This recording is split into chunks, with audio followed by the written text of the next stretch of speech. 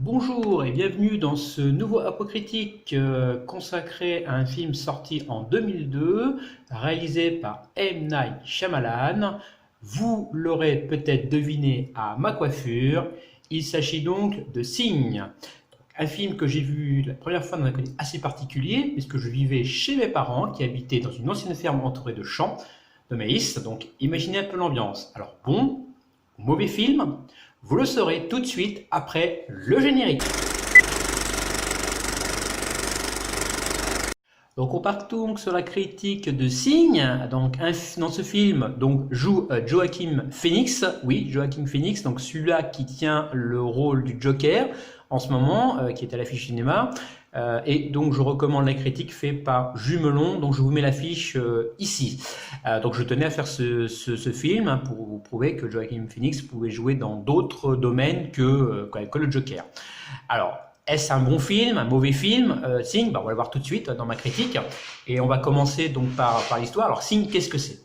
Alors Sing, ça raconte l'histoire d'une famille qui vit à Bug County, en Pennsylvanie, et qui est composée donc de Graham S, incarné par Mel Gibson, qui est un ancien pasteur et a rendu sa charge suite à la perte de sa femme. Donc il essaye de s'occuper d'une petite ferme, étant d'élever de son mieux donc ses deux enfants, Morgan, incarné par Roy Culkin, et Beau, incarné par Abigail Breslin.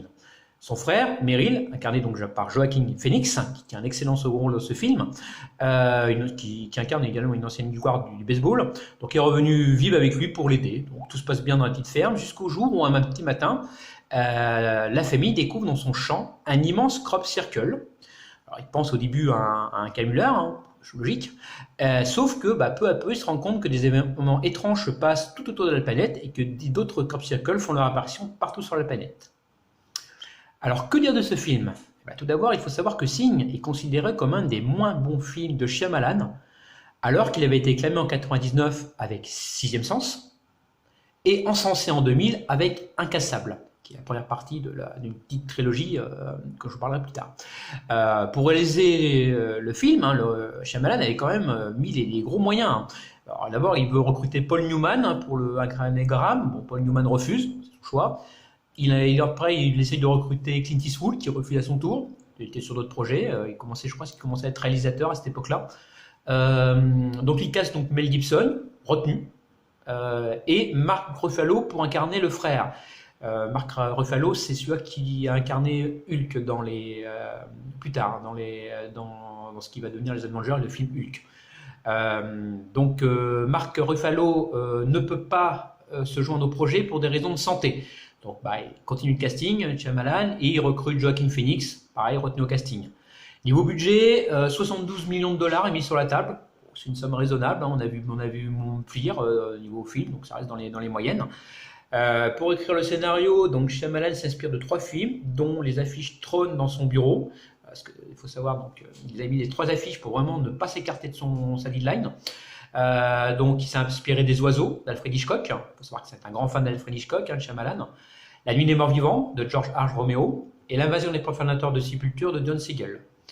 Pour la musique, ce sera James Newton Howard qui sera donc retenu, compositeur de Rencontre du 13e type et de Psychose.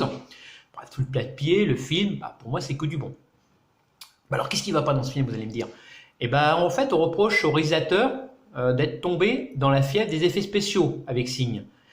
Et ce, au détriment de la mise en scène et du scénario. 2 points quand même très importants quand on fait un film, c'est la base. Effets spéciaux d'ailleurs au rabais, puisque l'apparition de l'alien dans le film fait un véritable bide. Tant qu'il ressemble à rien en fait, l'alien, tout simplement, je ne vais pas vous le cacher. On va aller droit au but, on va être objectif. À savoir que au départ, les aliens devaient avoir le même système de camouflage que le Predator, mais que le projet a été abandonné parce que trop coûteux. Donc Shyamalan a laissé tomber les effets spéciaux. On voit un petit peu qu'ils sont un système de camouflage, mais c'est pas GG, mais bon, c'est évoqué, mais c'est abandonné. Alors, il n'y a pas que ça également qui a été reproché à ce film, même si vraiment c'est là que le bas blesse, parce qu'un effet spécial, cet effet a vraiment ruiné tout le film. Il y a également le jeu de Mel Gibson dans le film qui joue pour beaucoup à la réputation du film. Il faut savoir que le jeu de Mel Gibson dans Sing, il n'y en a pas. il est inexistant. Si l'Oscar de l'acteur qui joue le moins bien existait, franchement, Gibson l'aurait mérité dans ce film. Hein, et on n'y croit absolument pas du tout à son jeu. Il y a même une scène, je crois que c'est dans le restaurant que ça se passe, où Mel Gibson bug littéralement pendant 30 secondes, on le voit comme ça. Comme ça. Il est comme ça. Pendant 30 secondes, on se demande, tout le monde, même Joaquin Phoenix le regarde en disant mec, t'as oublié ton texte, qu'est-ce qui se passe? Il se demande qu'est-ce qui. Je sais pas si c'est de l'impro, je comprends pas. J'ai pas compris cette scène-là, franchement. Joaquin Phoenix, lui, il est parfait, il essaie de sauver les meubles, il est parfait, c'est un excellent second rôle. Hein, il incarne absolument bien la star has-been de baseball complètement paumée, un petit peu neuneux d'ailleurs dans le film, hein, sans se cacher. Il y a vraiment la seule actrice qui se détache vraiment du groupe, c'est Abigail Breslin, dans le rôle de Beau, la gamine. Elle a 6 ans. Elle joue, mais d'une perfection, la gamine. On dirait qu'elle a fait ça toute sa vie, qu'elle est née pour ça. Je sais pas, j'ai pas trop suivi sa carrière après. Franchement, à 6 ans, elle aurait mérité un Oscar pour le rôle de Beau. Alors, les critiques également ont pointé quelque chose d'important, c'est le scénario du film, surtout la chute finale. Mais on reviendra dessus plus tard. Après, le film, pour moi, il est vraiment angoissant et Shyamalan vraiment joue avec les nerfs du spectateur pendant les 3 quarts du film. Un bruit bizarre par-ci, une ombre par-là, une silhouette sur un toit, une jambe qui dépanne un champ de maïs. Tous les ingrédients sont là pour vous tenir en haleine. Franchement, quand on est dans un huis clos, moi, comme je dis, je vous rappelle le contexte dans l'intro, hein, j'étais chez mes parents dans une ferme isolée et j'ai vraiment flippé ma race. J'avais regardé en pleine nuit. Je savais pas quoi faire, c'était une soirée d'Halloween. En plus, c'est une soirée d'Halloween que j'avais regardé. Donc j'avais vraiment flippé ma race. À chaque fois que j'entendais un bruit dehors, je me mettais dans le contexte du film. C'est pour vous dire tellement que Shyamalan nous met dedans, quoi, dans ce film. À la fameuse scène de l'apparition de l'alien sur la vidéo d'anniversaire, je crois que c'est au Brésil que ça se passe, au Mexique, pardon. Franchement, elle est parfaite. Alors, elle peut ressembler à rien, sauf qu'en remis dans le contexte du film, eh ben, elle est vraiment très dérangeante cette vidéo. Et elle tombe au bon moment, surtout avec la musique derrière. D'ailleurs, la musique, parlons-en. Donc, un Brown School, elle n'est pas sans rappeler Psychose. Et vraiment, elle contribue vraiment à mettre un climat d'angoisse dans le film. Donc, pour moi, c'est vraiment des bons points. Alors, on va revenir maintenant sur le scénario. Alors, il a été reproché au film une incohérence. Le point faible des aliens. Je ne vais pas vous révéler celui-ci pour ne pas vous spoiler.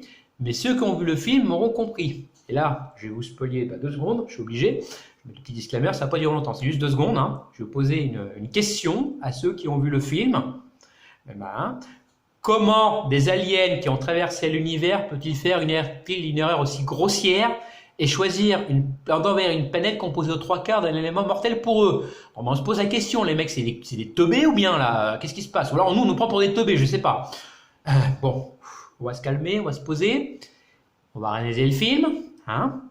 Et maintenant, je vais vous poser une question. Ça s'adresse à ceux qui ont vu le film, encore une fois. Je vais vous donner 5 secondes pour réfléchir à cette question. Où et quand voit-on des aliens envahir la Terre et être hostiles envers les humains dans le film? Je vous donne 5 secondes.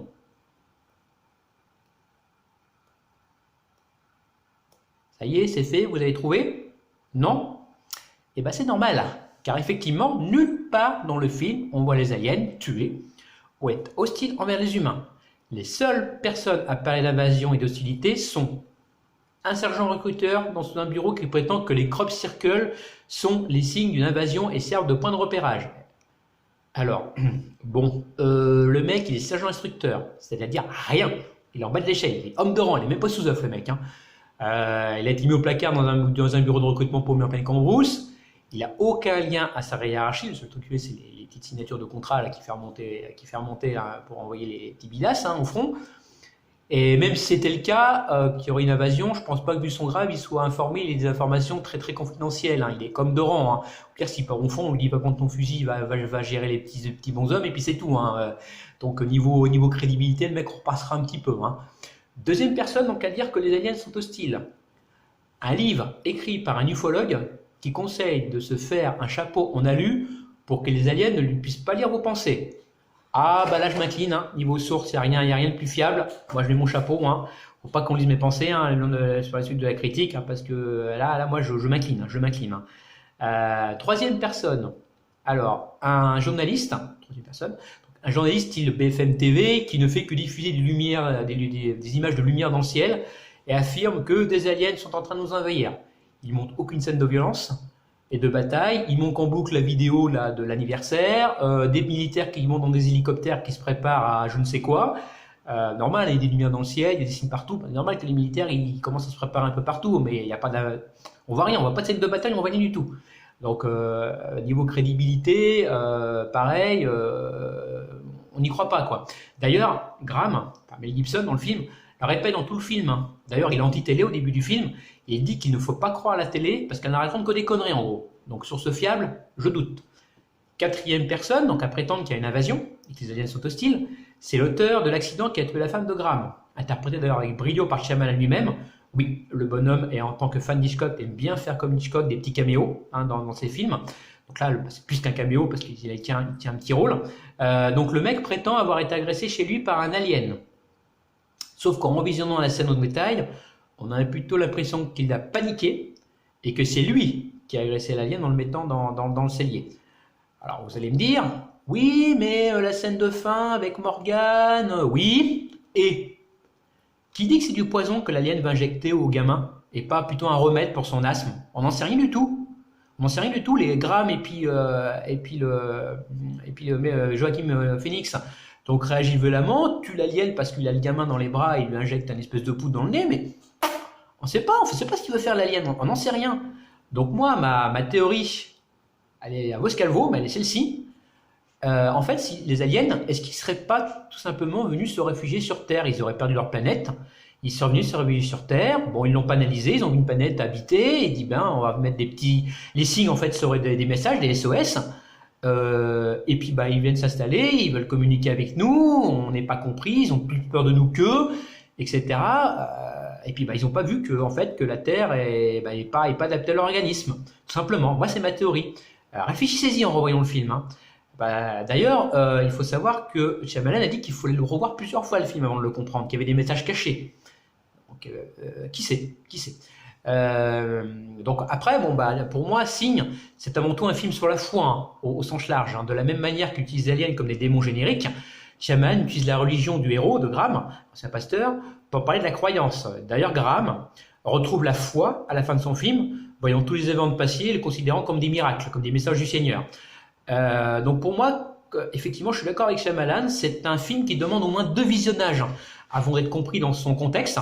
Donc revoyez-le au moins 2 fois avant de bien le comprendre. Bon après on ne peut pas nier que Le Signe est le film effectivement qui fut le point de départ du déclin hein, du cinéaste de Shyamalan, puisque La jeune fille de l'eau fut également mal perçue par la presse. Je n'ai pas vu ce film. Shyamalan a également n'a remonté la pente pour moi qu'avec Split et Glass, donc les 2 films qu'il a fait il y a 2-3 ans, quelques années. Pareil, je vous mets les petites fiches descriptives de Jules Melon qui a fait d'excellentes critiques dessus. Le réalisateur hindou, s'étant pour moi complètement égaré avec Phénomène, After Earth et Le Dernier Maître de l'air. Même si Le Dernier Maître de l'air, pour ceux qui sont fans du dessin animé Avatar, c'est une très bonne adaptation, mais c'est tout. Hein. Il s'est complètement égaré, ça n'a rien à voir avec son style. Je ne sais pas pourquoi il a fait ça. Alors, si je devais mettre une note à ce film, à Signe, eh ben, je lui mettrais pas plus de 7 sur 10 hein, en notant large. Car hormis sa longueur, le mauvais jeu d'acteur de Mel Gibson, ses aliens ratés, Signe reste quand même un bon film. C'est pas un bon Shyamalan, mais c'est un bon film. Il a quand même rapporté 408 millions de dollars au box-office. Il a été longtemps premier au box-office.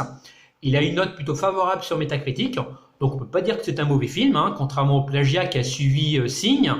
Le film, hein, il y a un autre film hein, qui a suivi un petit peu la vague de Signe, qui s'appelle Warning, les signes de la peur. Alors je ne vais pas m'attarder sur le film.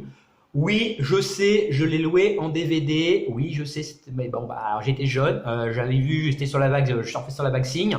J'étais en plein trip dedans. Et non, alors Warning, les signes de la peur, vous l'oubliez, hein, vous oubliez ce film. C'est un pur plagiat. Je ne sais même pas comment ça se fait que Shyamalan n'a pas attaqué le mec en procès. Hein. Où j'en étais, excusez-moi, j'ai un peu perdu le fil, je m'égare. Donc je vous conseille voilà, de voir ce film, de voir Signe, de vous en faire votre propre opinion. Il passe de temps en temps sur la TNT, donc n'hésitez pas à le regarder. Donc moi j'en ai fini cette critique, n'hésitez pas à me dire ce que vous en pensez en commentaire, à vous abonner, à mettre des pouces bleus, à activer la cloche de notification. N'oubliez pas également de vous abonner à Facebook, vous avez le lien sur la bannière de la chaîne, en description également, je vais peut-être le remettre, et je vous dis à la prochaine fois, salut!